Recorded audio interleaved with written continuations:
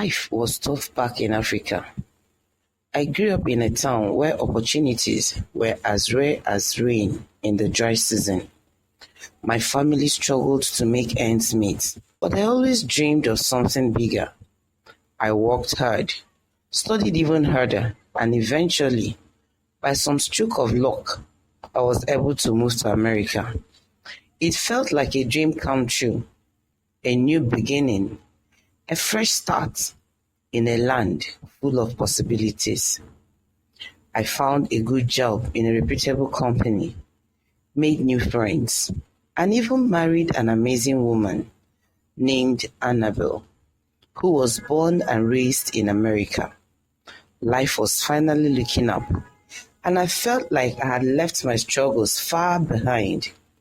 But one day, something happened that I still find hard to believe. It was a regular Tuesday morning, nothing unusual about it. I had decided to take a few days off work to rest. I had been working hard and I thought I deserved a little break. So there I was, sitting alone in my living room, watching some movies. Annabelle had gone to visit her parents, so I had the house to myself. As I sat there, seeing the movie, something strange happened. Out of nowhere, three elderly men from my tribe appeared right in front of me. They were dressed in traditional African attire, just a simple piece of cloth tied around their waists, leaving their upper bodies bare. They looked like they had stepped out of an ancient time, and they spoke in my native language. One of them, the youngest of the three, looked around my apartment with a puzzled expression. Then he turned to me and asked, "What are you doing here? Who permitted you to leave Abam? Has anyone in your family ever left the village before?" I was too stunned to speak. I just stared at them, my heart pounding in my chest. The eldest among them, who had a stern look on his face, said, "Return home, return back to the village." And just like that, they disappeared. As quickly as they had appeared, I was left sitting there, wondering if I had imagined the whole thing. Was I dreaming? I pinched myself to make sure I was awake. I even got up and walked around the room, but everything seemed normal. Yet, I couldn't shake the feeling that something very strange had just happened. Over the next few days, my life started to take a turn for the worse. At work, I began facing unexpected challenges. My boss, Mr. Stevens, who had always praised my work and even recommended me for a promotion, after I won the Best Employee Award 3 years in a row, suddenly seemed distant. He started picking on me for the smallest things that had never been an issue before. It was as if he was looking for a reason to get rid of me. The tension at work soon spilled over into other areas of my life. Immigration authorities started questioning my documents, even though everything was in order. I had gone through all the proper channels when I moved to America, so I couldn't understand why they were suddenly looking for me.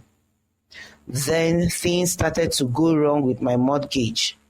The bank, which had always been accommodating, suddenly wanted to renegotiate the terms of our agreement, increasing the interest rate. I felt trapped, powerless to do anything about it. Even my relationship with Annabelle began to suffer.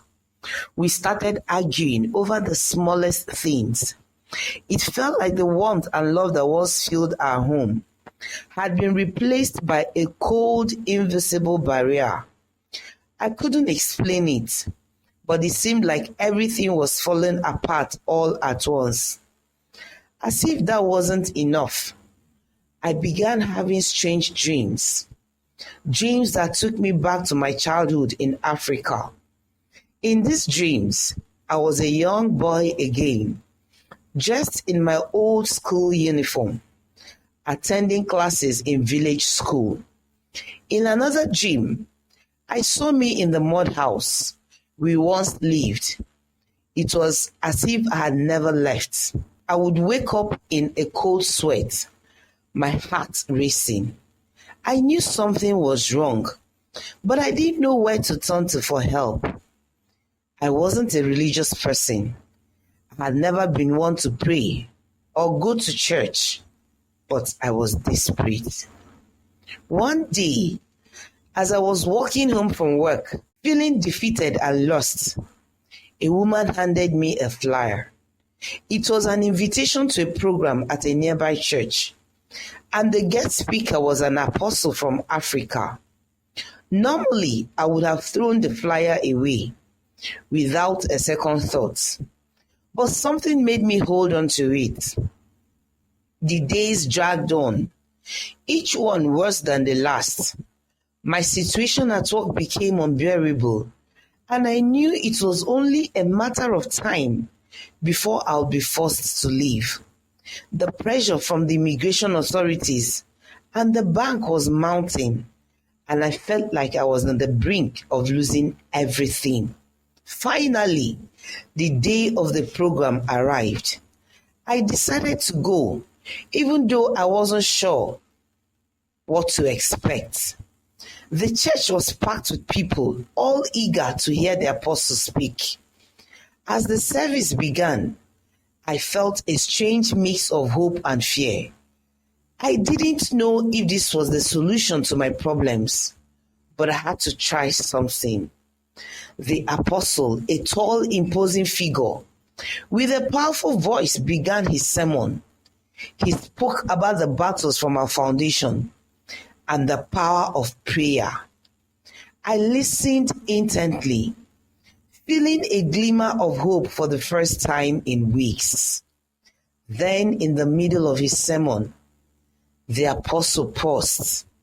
He looked out at the congregation, his eyes scanning the crowd, as if he was searching for someone. Finally, his gaze settled on me. He pointed in my direction and called out my name. My heart skipped a beat. How did he know my name? I had never met this man before in my life. You, he said, his voice echoing through the church. I see in the spirit your foundation is out to fight you, as it has fought everyone in your family. I see 3 elderly men from your village. I hear Abam. I hear them say he must return back to the village empty. God would have me say this to you. You will not return back to the village. A chill ran down my spine. I felt a wave of fear and disbelief wash over me. How could he know about the 3 men who had appeared in my living room? I stood up, screaming, "Yes, man of God! Yes, man of God!" I shouted, my voice shaking. They came to my house and told me to return to Africa.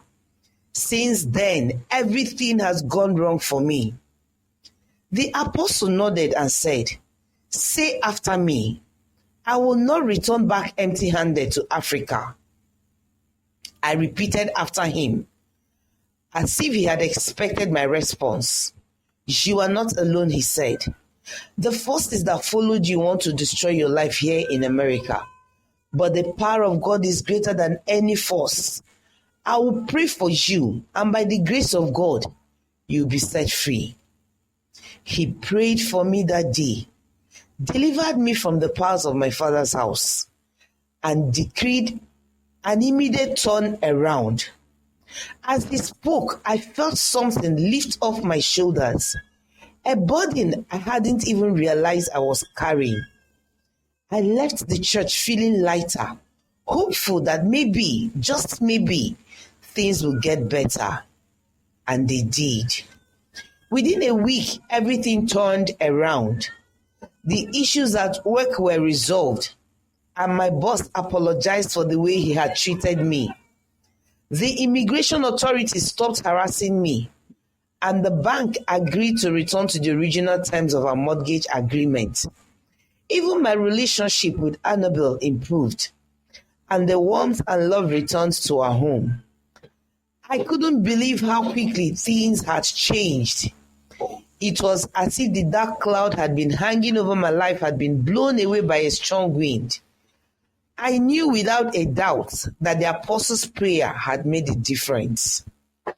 I learned something important from this experience, something I had never really understood before. There is a spiritual world out there, a world that we can't see with our eyes, but one that affects our lives in ways we can't always explain. I realized that if there is someone willing to pray, God is ready to answer. I am sharing this story not just to talk about what happened to me, but to encourage others who might be going through something similar. No matter how dark things may seem, there is always hope. All it takes is a prayer to change everything. Thanks for watching. Support my channel by subscribing, liking, sharing, and turning on notifications to stay updated on new stories.